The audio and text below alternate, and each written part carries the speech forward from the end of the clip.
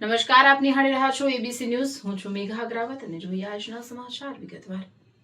પાલિતાણા હોસ્પિટલમાં સ્થળ પર 2.55 લાખ લીટર ક્ષમતાની ભૂગર્ભ પાણીની ટાંકી ન હોવા છતાં બિલ 50.43 લાખ મંજૂર કરવાના મામલે આરોગ્ય મંત્રી પ્રફુલ પાનસેરિયાની કડક કાર્યવાહી. રાજ્યના આરોગ્ય મંત્રી પ્રફુલ પાનસેરિયાએ પાલિતાણા હોસ્પિટલની તાજેતરની મુલાકાત દરમિયાન હોસ્પિટલ માટે મંજૂર કરવામાં આવેલી 2.55 લાખ લીટર ક્ષમતાની ભૂગર્ભ પાણીની ટાંકી સ્થળ પર ન હોવાનું ધ્યાનમાં આવતા સમગ્ર મામલે ગંભીર નોંધ લીધી હતી. મહત્વપૂર્ણ બાબત એ છે કે સ્થળ પર પાણીની ટાંકીનું કામ થયેલું ન હોવા છતાં તેનું બિલ 50.43 લાખનું મંજૂર કરવા વડી કચેરીમાં રજૂ કરવામાં આવેલ હોવાનું ધ્યાન આવ્યું હતું. આ ગંભીર બેદરકારીના પગલે આરોગ્ય મંત્રી પ્રફુલ પાનસેરિયાએ તાત્કાલિક અસરથી વિડીયો કોન્ફરન્સના માધ્યમથી પાલિતાણા હોસ્પિટલ તથા પ્રોજેક્ટ ઇમ્પ્લિમેન્ટેશન યુનિટના સંબંધિત અધિકારીઓ સાથે બેઠક યોજી સમગ્ર ઘટનાની વિગતવાર સમીક્ષા કરી. બેઠક દરમિયાન બિલ મંજૂર કરાવવાની પ્રક્રિયામાં જવાબદારી નિભાવનાર અધિકારીઓની ભૂમિકા અંગે ગંભીર નોંધ લેતા આરોગ્ય મંત્રીએ બિલ રજૂ કરનાર મેહુલ દવે, એનવી કાલિયા સામે પોલીસ ફરિયાદ નોંધાવવા સ્પષ્ટ સૂચના આપવામાં આવી.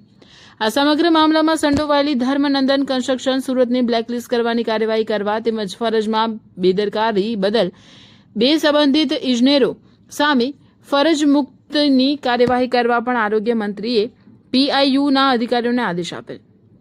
આરોગ્ય મંત્રી પ્રફુલ પાનસેરિયાએ સ્પષ્ટપણે જણાવ્યું કે રાજ્યની આરોગ્ય સેવાઓ માટે ફાળવવામાં આવતા જાહેર નાણાંના ઉપયોગમાં કોઈપણ પ્રકારની બેદરકારી, ગેરરીતિ કે અનિયમિતતા ચલાવી લેવામાં આવશે નહીં.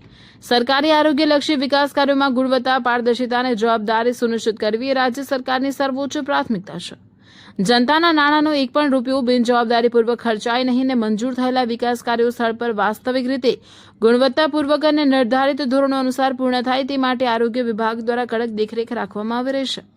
આ સમગ્ર કાર્યવાહી દ્વારા આરોગ્ય વિભાગે સ્પષ્ટ સંદેશ આપ્યો છે કે સરકારી કામોમાં બેદરકારી કે ગેરરીતિ કરનાર કોઈ પણ વ્યક્તિ કે એજન્સી સામે જવાબદારી નક્કી કરી કડક કાર્યવાહી કરવામાં આવશે. રિપોર્ટર ફિરોઝ સેલોત, ભાવનગર.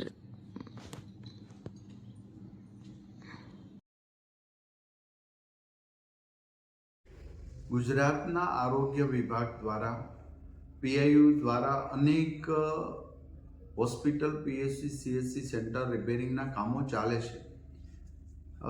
પાલિતાણા સરકારી હોસ્પિટલમાં 2.5 લાખ લીટરની ભૂગર્ભ ટાંકી મંજૂર કરીને અમે વર્ક ઓર્ડર આપ્યો હતો અને મારી સરપ્રાઇઝ વિઝિટમાં પણ મેં આ ટાંકી જોવા, ભૂગર્ભ 2.5 લાખ લીટરની ટાંકી જોવાનો આગ્રહ રાખ્યો. ત્યારે ત્યાંના તંત્રને ખબર ન હતી કે અમારે અહીંયા ટાંકી નથી બની, પરંતુ ત્યાંના એન્જિનિયર કાર્યપાલક મેહુલ દવે અને નાયબ કાર્યપાલક ઇજનેર એવી કાલિયા દ્વારા અહીંયા બિલ પાસ કરવા માટે એજન્સી ધર્મનંદન કન્સ્ટ્રક્શન સાથે મેળાપણી કરી 2.5 લાખ લીટરની ટાંકી બનાવી જ નથી અને બિલ મંજૂરી કરવા માટે જ્યારે અહીં આવ્યું ત્યારે અમારા પીઆઈયુ વિભાગના અધિકારીશ્રીઓ મારા વિઝિટમાં પણ મેં આ ટાંકી ક્યાંય જોઈ ન હતી.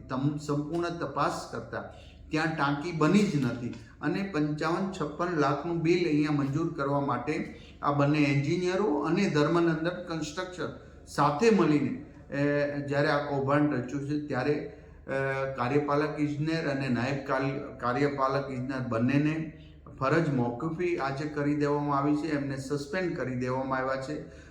ધર્મનંદન કન્સ્ટ્રક્શન કંપનીની પર બ્લેકલિસ્ટ કરી દેવામાં આવી છે ને ધર્મનંદન કંપની, મેહુલ દવે અને એનવી કાલિયા આ ત્રણેય પર પોલીસ કેસ કરવાની મેં મારા વિભાગને સૂચના આપી છે. માટે બધી જ જગ્યા પર ચાલતા કામોમાં કોઈ પણ ગુણવત્તામાં કંઈ પણ કચાશ કરશે તો પણ દંડ થશે અને સસ્પેન્ડ થશે, બ્લેકલિસ્ટ થશે અને જેઓ બનાવીને આ રીતનું કૌભાંડ કરી રહ્યા છે એમને પણ દંડ આપવામાં આવી રહ્યો છે. ત્યારે આજે અમારી ટીમ કોઈ એવું ન સમજે કે નાના વિસ્તાર